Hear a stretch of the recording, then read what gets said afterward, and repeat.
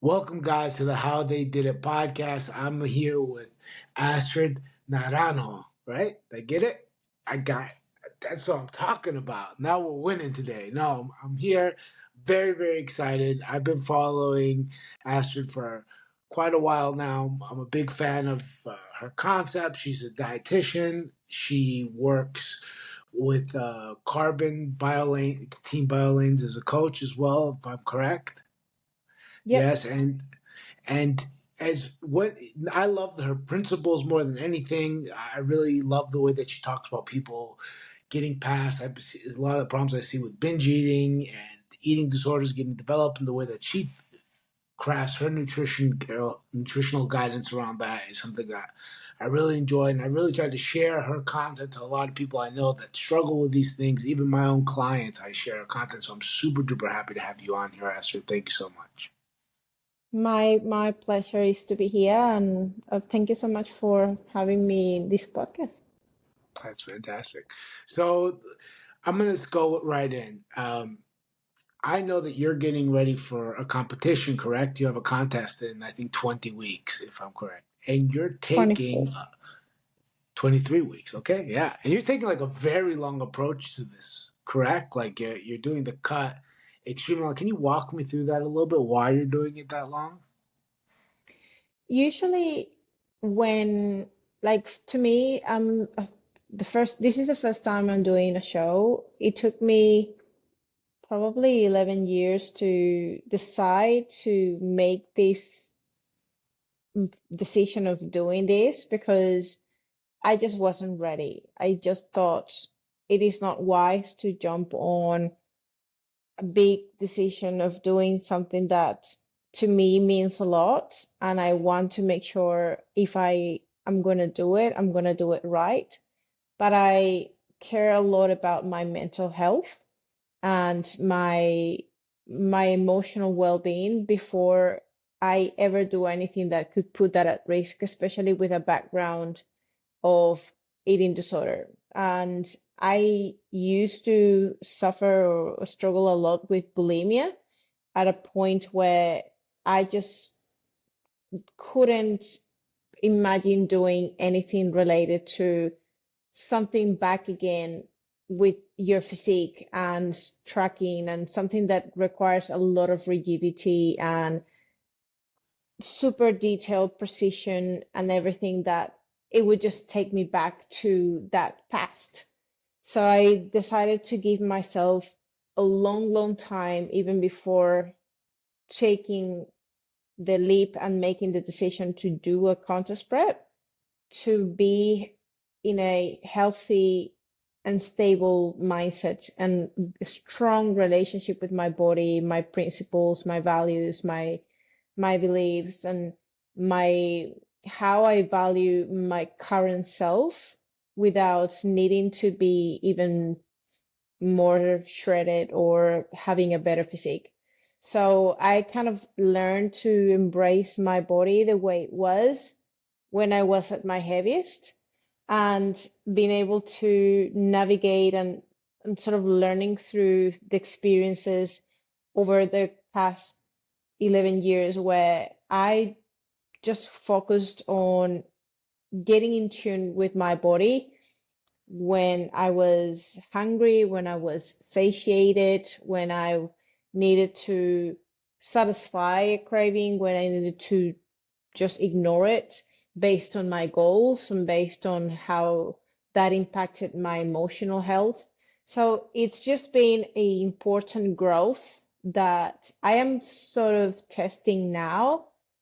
To me, it's like an experiment. This prep is an experiment of what about people actually doing the things that tend to go down the rabbit hole when we do these kind of things.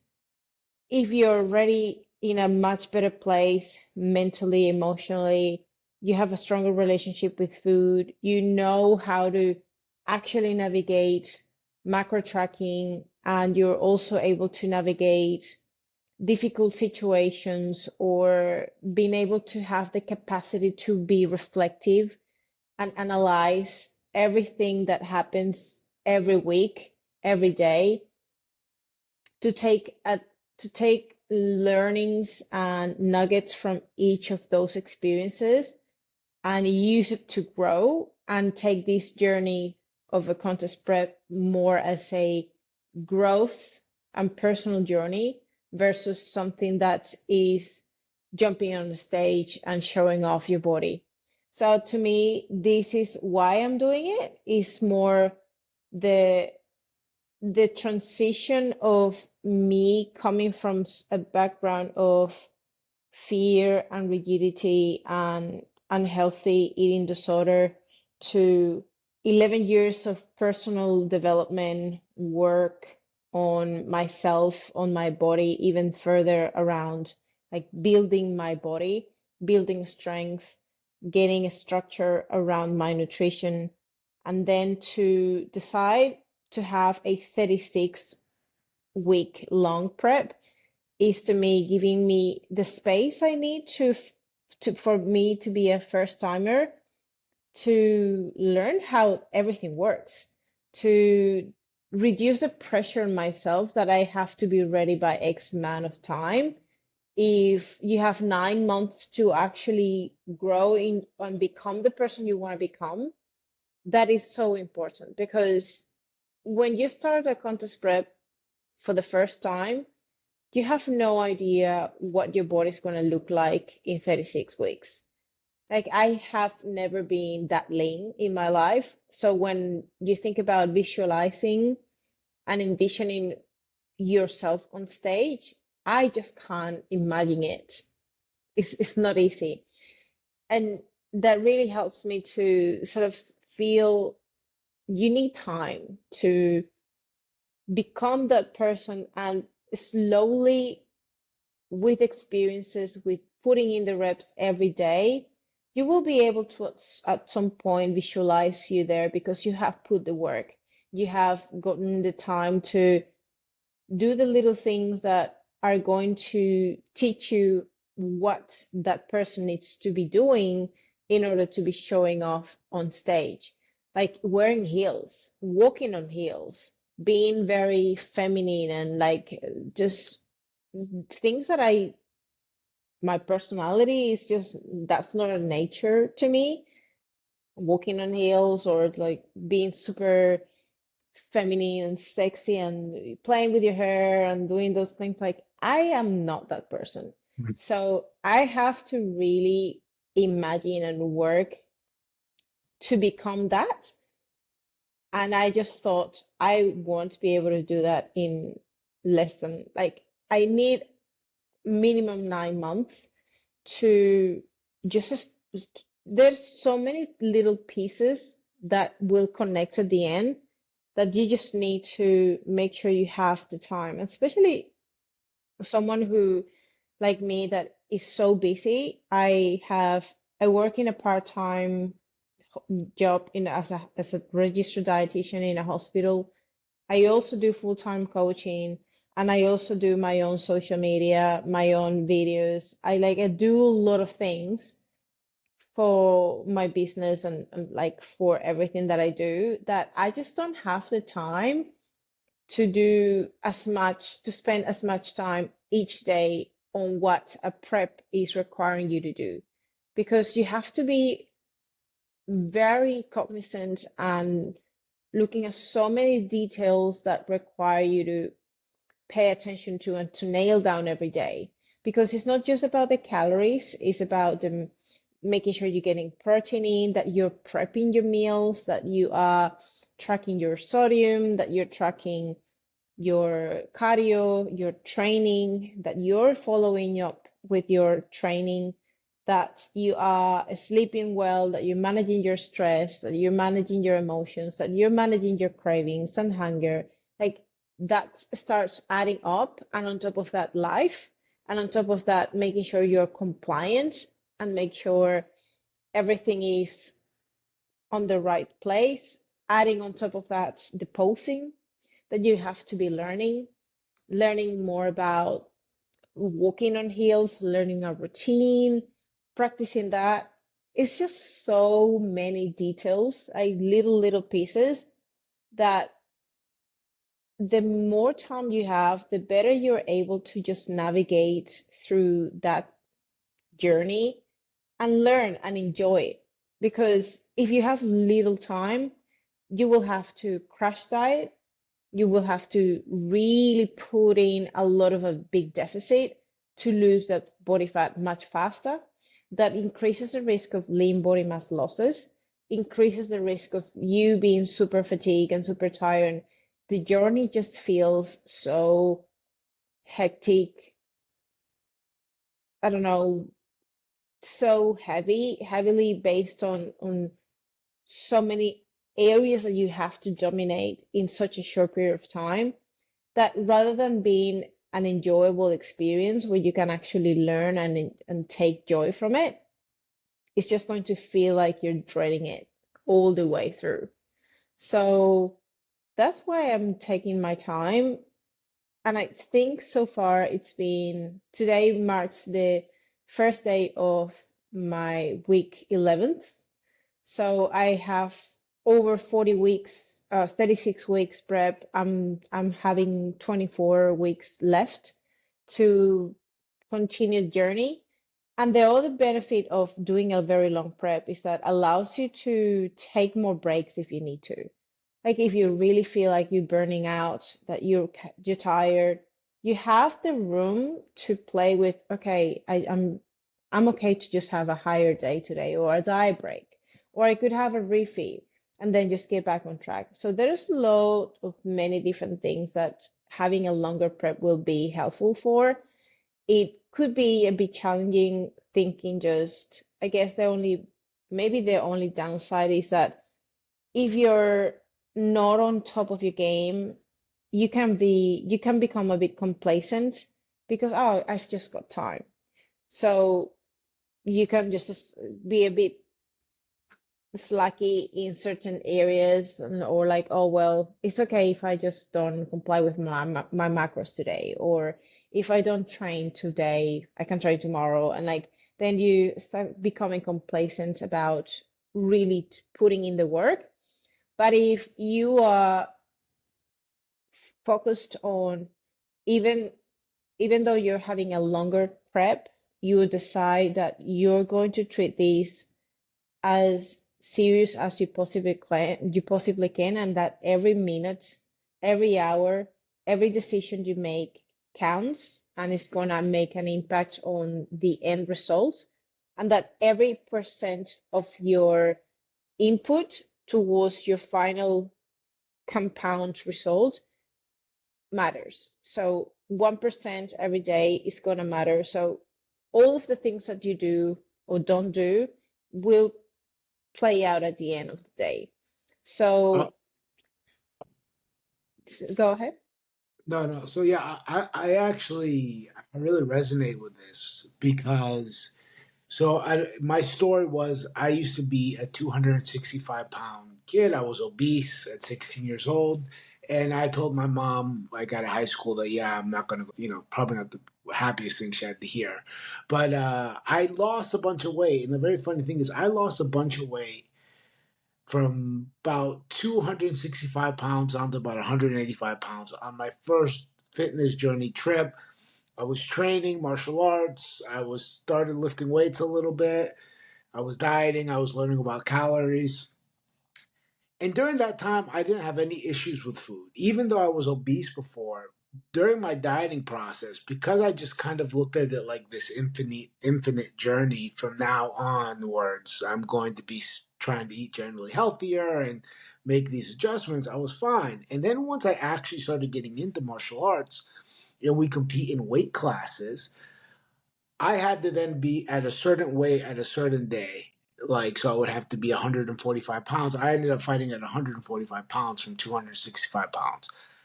But the pressure of getting to 145 pounds actually caused me to become a massive binge eater and yo yo dieter for most of my career, to the point that I think if I have one thing I regret in my career the most, it was my lack of control over the binge eating and the yo-yo dieting. I had a serious issue. Like I would go from 155 pounds or 160 pounds to like almost 200 pounds within a matter of a month and a half. and it would just be like eating nonstop, 5,000 to 6,000 calories a day, crash diet, repeat. And after I retired, I was coaching people, and when people were coaching, they would never rebound because I would really go into like avoiding them falling down the same tracks. But I was doing the same thing, and it wasn't until I was like a couple years removed I decided to come back and do one more fight for that reason because I wanted to be like, all right, I'm done with this binge eating, yo-yo dieting. Let me see how it would feel. And I took a longer time to prepare, and I was like, man, I wish I had done this, back when I had the skills and the physical ability to be competing. But yeah, I completely relate to it 100%.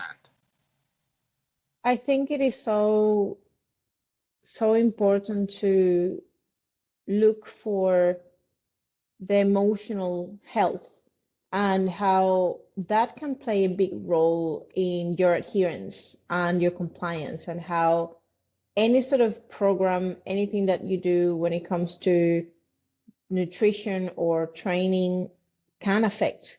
So that's the reason why I even decided to put together a resource that I have been creating with Clean Health Fitness Institute, which is like a guidebook on mastering the trifecta of mindset, behaviors, and habits, and how that relates to training and to nutrition, and how those three things will really need to be aligned if you really want sustainable results. Because if one of these aspects are lacking or flaky, you will struggle to either get the results or maintain the results. So those things are super important, and that's why I just decided to coach myself around, okay, I am going to practice what I preach, and I also want to explore what it feels like doing something like this, trying to implement everything that I coach with my clients and that I talk to my clients about, mastering the scale and every day looking at the scale and how that can just be a mind fog. It's so Yeah. hard.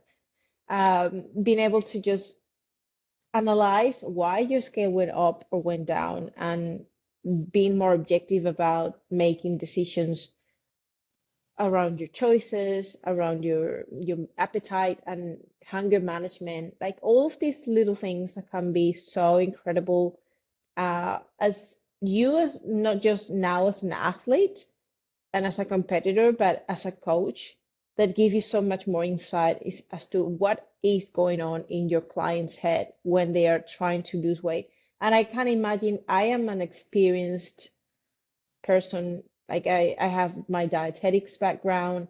I know how to change and interchange macros and foods in my mind so I can make things super easy when it comes to playing with my food to arrange it for a particular goal. How much more difficult is for a client that is trying to navigate something like this on their own and be successful with it. So that's just giving me more of an insight of like, if this is sometimes even hard for me, or so many things that I need to think about to make it work and to see it successfully, feel like I actually was able to overcome that obstacle. I cannot even imagine how someone who doesn't have a background of nutrition, or they don't know how to navigate, or they don't know how to listen to their hunger cues or their appetite regulation, or when they step on the scale and they've been doing the work, they just see the number going up.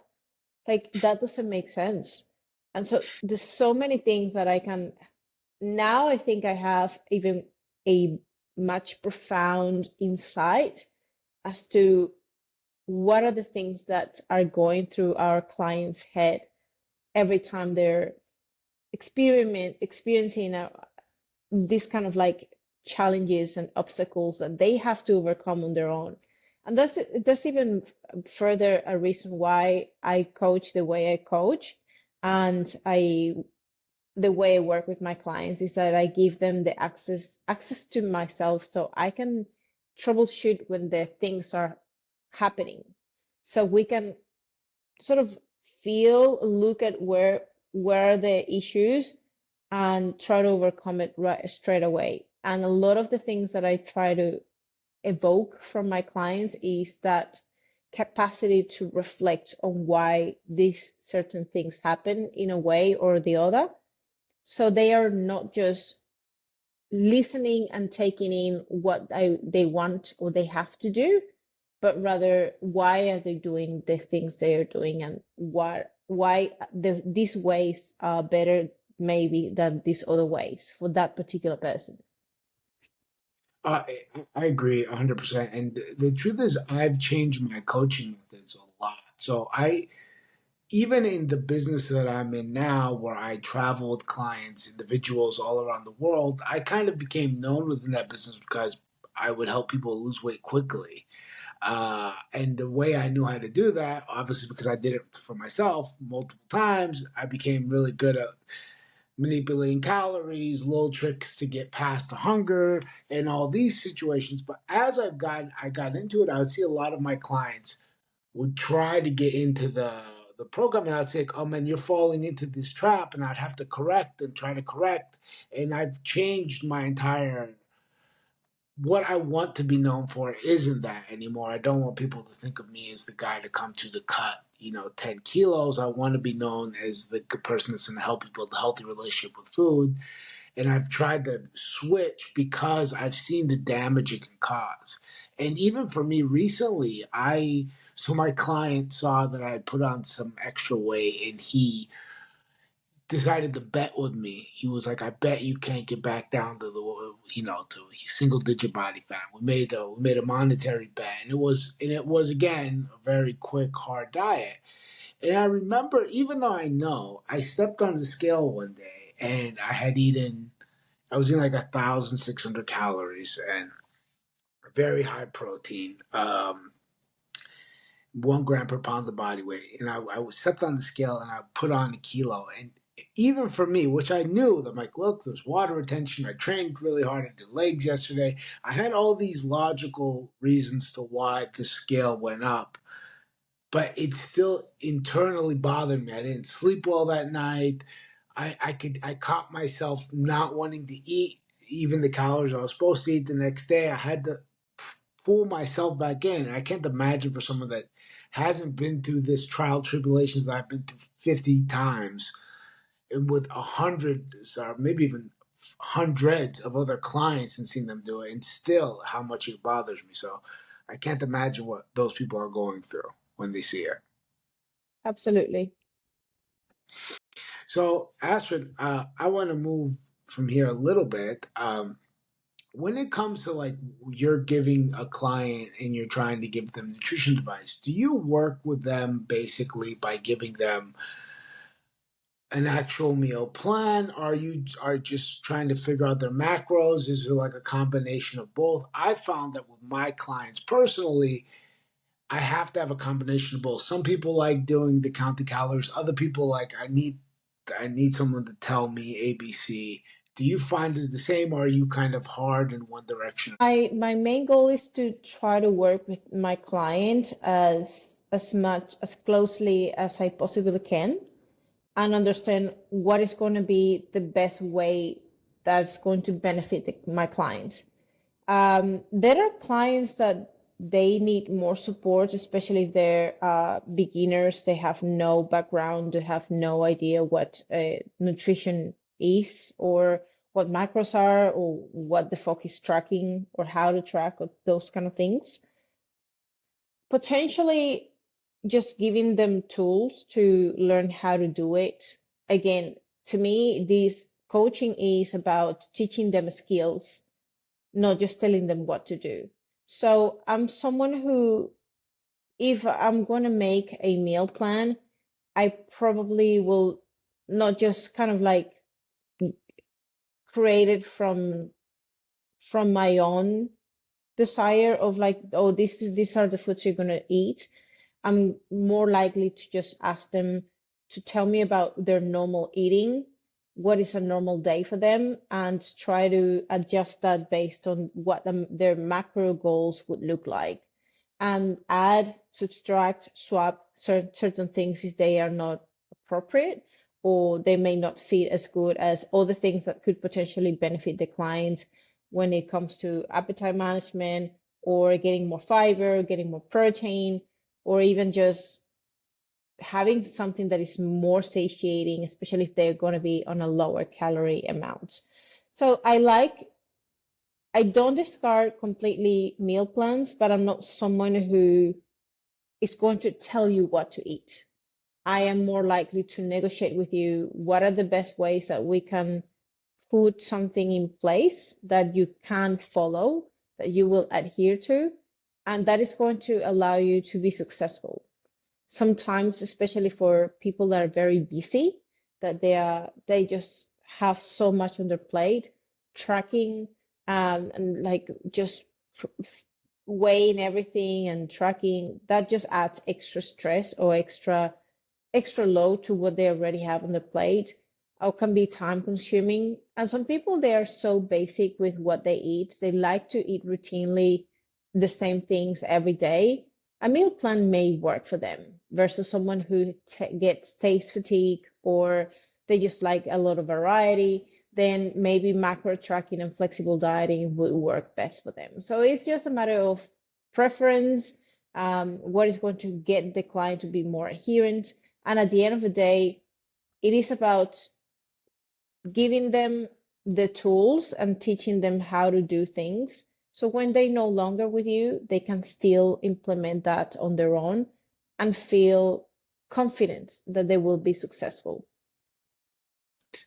Yeah, I really like that. I really like that approach too. I have a thing when I tell clients, like I have a hit by the car policy. I want you guys to be able to do whatever you're doing, keep doing it, even if I got hit by a car tomorrow. I don't want you to be completely reliant on me. So my goal normally is I will try to give them as much educational material as I possibly can, even if they want me to do everything for them. Like I'm too busy, I'm running a massive company, especially my one-on-one clients. They're normally running massive companies. They're very, very busy guys, very hectic travel schedules. Like I'm on the road 310 days a year. So a lot of traveling and they just like, I don't want to deal with it. That's why you're here. And at the same time, I'm like, that's great. Every so often, I'm going to keep sneaking things into you though, because I want you to learn. I want you to be at the point that you have like a decently well defined understanding that even if I'm not around, there is another trainer around. You kind of know how to build your own for your own goals what you want to be eating. Exactly. So I have a question. I've seen this has happened with clients of mine that have gotten really lean. And I realized it was happening to me when I was getting really lean. So for that bet, I got super lean from my standards of super lean. I was probably like around like 8% body fat. And I became kind of, I realized I was developing this thing where I kept looking at myself in the mirror. I was like, oh, am I losing muscle? Oh, I'm a little bit less. And I started, but I got me worried. I'm like, am I like developing some form of body dysmorphia? Like, I don't want to be like overly. How do you combat that with clients, especially clients that have goals that are to be like extremely lean, maybe whether that be for a competition or just because they want to go to the beach and look a certain way? How do you battle that? It is hard because the more you lose body fat and you become much leaner, it is very easy to just get attached to that body image where you're feeling super confident that you like what you see. And it could just be a bit of a trap when it comes to feeling like your self-worth and everything that you are and who you are needs to depend deeply on how you look. And this is what society has taught us, unfortunately. And that's why there is a big risk of struggling a lot more with body dysmorphia. Like we're never happy the way we look. If you're, and sometimes even if you get super lean, there's a point of people struggling with body image that even if they're their best at their best shape, they're not happy about how they look. There's something to pick on, there's something to criticize. So I think, in my opinion, this is something that needs to be worked like in a very serious way across any sort of a stage of your life. That's why I mentioned to you when I decided to do this prep, I felt like I was in a good place because I knew what the risks are. I know that I'm gonna get in one of the best shapes I've ever been in my life. Looking at your six pack, all shredded, like this is just like it is a very spectacular physique. You can't get attached to that though. So I'm already sort of coaching myself that that's not a sustainable physique.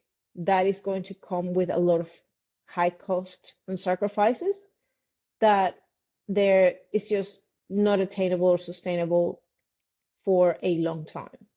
So when you start thinking about the pros and cons of being very stage lean and how that physiologically affects a lot of functions and a lot of your hormones, a lot of your biofeedback, your sleep quality, your libido, your appetite, your mood, your hunger, your energy levels, like that is not a good place to be, even though it looks good on the external part of the appearance. You physically are not going to be in your best state. And when I sort of like look at where would you feel like you can sit in terms of your current physique, that you will be in a good place where you're happy, you're healthy, and you can also be your best self without over obsessing with your physique. And I could say where I'm at right now, and I'm still need to lose about 7 kilos. That's where I'm happy. I'm really happy with the way I look now without getting obsessive about it. I know that if I get a little bit heavier or leaner, that is not going to represent the value of what my worth is. So it is very hard, and it we just need to be more cognizant of those aspects that reflect your physiological state and how we need to bring up the awareness of what healthy and being overall in a good place looks like versus just the appearances of what someone will look like, but internally they're just feeling fatigue, burnout, shit.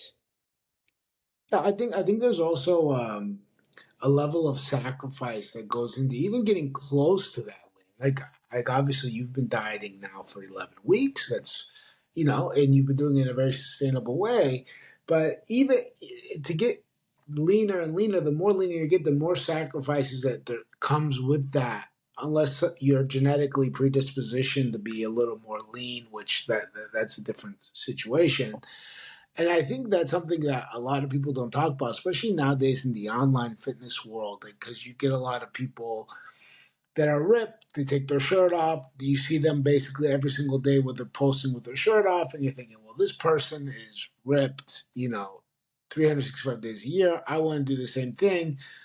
Potentially, that person has some predisposition to being it's a little easier for them to be ripped. And there's also the potential that that person's making a lot of sacrifices in their life to stay that lean.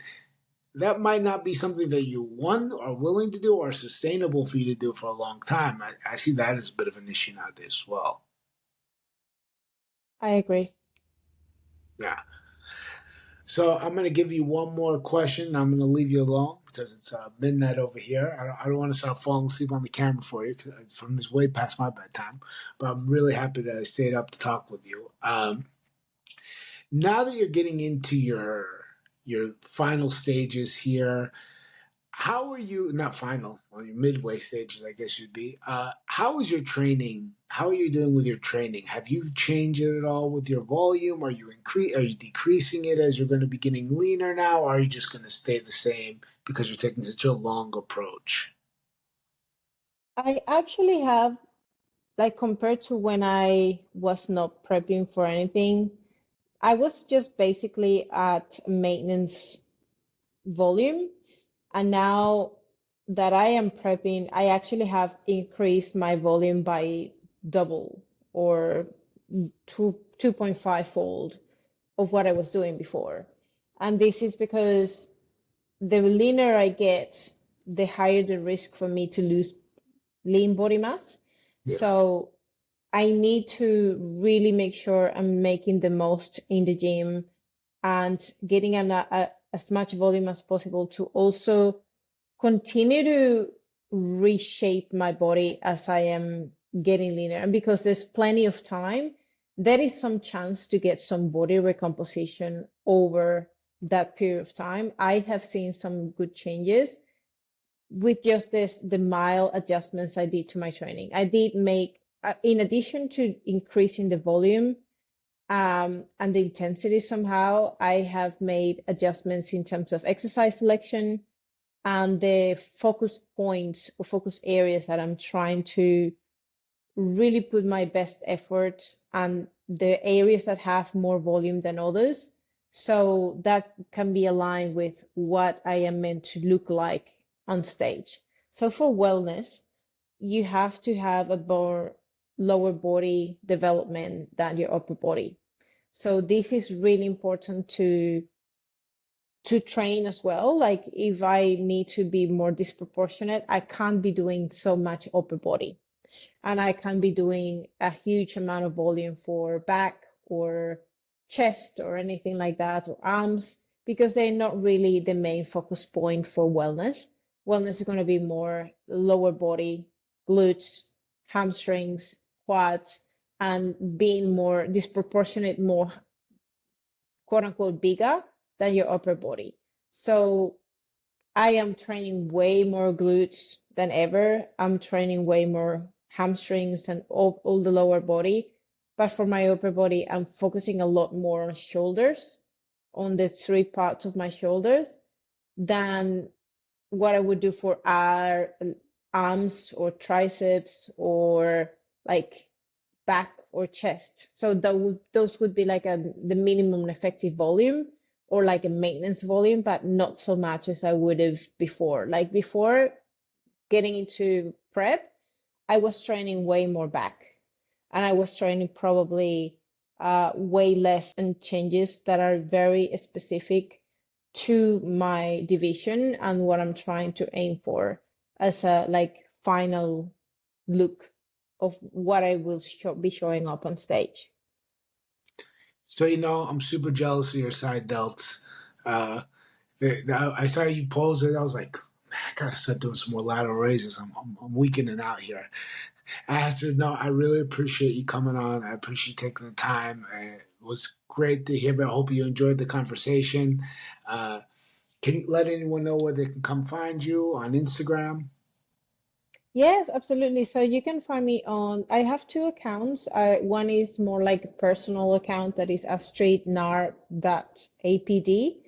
But the other one that where I show all my content, educational content, and more so all this wealth of information and knowledge about different things, all nutrition, mindset, and training are going to be on my main page, which is anti-diet_dietitian. You can get a bit of extra content in my YouTube channel as well that I have gotten quite a few great interviews as well with a lot of like uh, well-known researchers um, and people in the industry that will just share extra knowledge. But apart from that, that's who I am. And you can find me on my website as well, astriddietitian.com. Well, thank you again, and I hope you have a great day over there. Ciao, ciao, everybody.